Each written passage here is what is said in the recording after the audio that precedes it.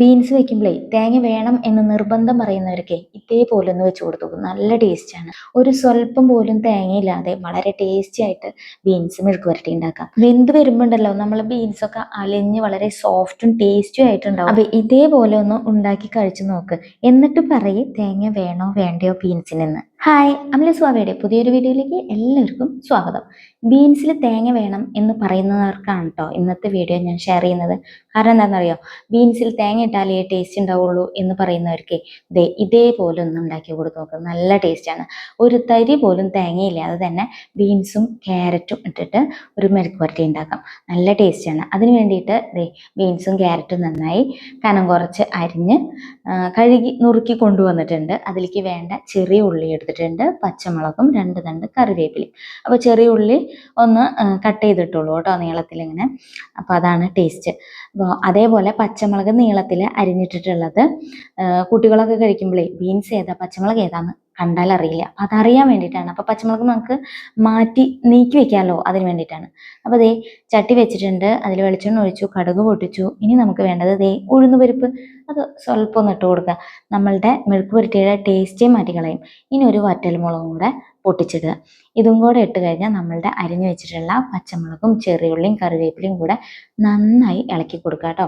അപ്പോൾ ഒരുപാട് ഉഴുന്നുപരിപ്പ് മൂക്കണ വരെ വെയിറ്റ് ചെയ്യേണ്ട. കാരണം നമ്മളുടെ ഉള്ളിയൊക്കെ ഒന്ന് വഴന്ന് കിട്ടണ വരെ അതിൽ കിടക്കുന്നുണ്ട്. അപ്പോൾ അവിടെ കിടന്നു മൂത്ത് വന്നോളൂ കേട്ടോ. അപ്പോൾ ഒരുപാട് മൂക്കാൻ നിന്ന് കഴിഞ്ഞാൽ കരിഞ്ഞു പോകും. ഇനി നമുക്ക് കുറച്ച് ആവശ്യമായ ഉപ്പും മഞ്ഞപ്പൊടിയും ഇട്ട് കൊടുക്കാം. ഇനി ഒന്നും കൂടെ നന്നായി ഇളക്കിയതിന് ശേഷം, നന്നായി മൂത്ത് കളറാവണ വരെ ഒന്നും ഇടണ്ട, ഒന്ന് നന്നായി കുഴഞ്ഞ് കിട്ടിയാൽ മതി. അതിന് ശേഷം നമ്മൾ കട്ട് ചെയ്ത് വെച്ചിട്ടുള്ള ബീൻസും ക്യാരറ്റും കൂടെ ഇട്ട് കൊടുക്കാം. നന്നായി ഇളക്കി കൊടുക്കാം. നമ്മളുടെ ഉള്ളിയും ഉഴുന്നുപരിപ്പും ആ പച്ചമുളകും കറിവേപ്പിലയുടെ ഒക്കെ ആ ടേസ്റ്റ് അങ്ങോട്ട് നല്ല രീതിയിൽ കിട്ടട്ടെ കേട്ടോ. പിന്നെ ഒരു കാര്യം കൂടിയുണ്ട്, ഈ ബീൻസൊക്കെ വെള്ളം ഒഴിച്ച് വെക്കുന്നവർക്കും കൂടി ഉള്ളതാണ് കേട്ടോ ഈ വീഡിയോ. അപ്പോൾ ഇതേപോലെ ആവിയിൽ വേവിച്ച് നോക്കുക. നിങ്ങൾ തേങ്ങ ഇട്ട് വെക്കുകയാണെങ്കിലും ഇതേപോലെ അടച്ച് വെച്ചിട്ട് ചെറിയ തീയിൽ ആവിയിൽ വേവിച്ച് നോക്കുക. ഒരു 3ാമത്തെ തവണ നമ്മൾ മൂടി തുറന്ന് നോക്കുമ്പോഴേക്കും നമ്മളുടെ മെഴുക്ക് പുരട്ടി റെഡി ആയിട്ടുണ്ടാവും കേട്ടോ. ചീനച്ചട്ടിയിലൊന്നും പിടിക്കില്ല, നല്ല കറക്റ്റ് പാകമായിരിക്കും കേട്ടോ. നമ്മുടെ 6ാം നമ്പറിൽ മോഹൻലാൽ പറയുന്നുണ്ട്, 3ാമത്തെ പെഗിലെ ഐസ് ക്യൂബ് വരുമ്പോഴത്തേന് ഞാൻ എത്തിയിരിക്കുന്നത്. അതേപോലെ 3ാമത്തെ മൂടി തുറക്കുമ്പോൾ നമ്മളുടെ മെഴുക്ക് പുരട്ടി റെഡി ആയിരിക്കും. പക്ക അടിപൊളിയായിരിക്കും കേട്ടോ.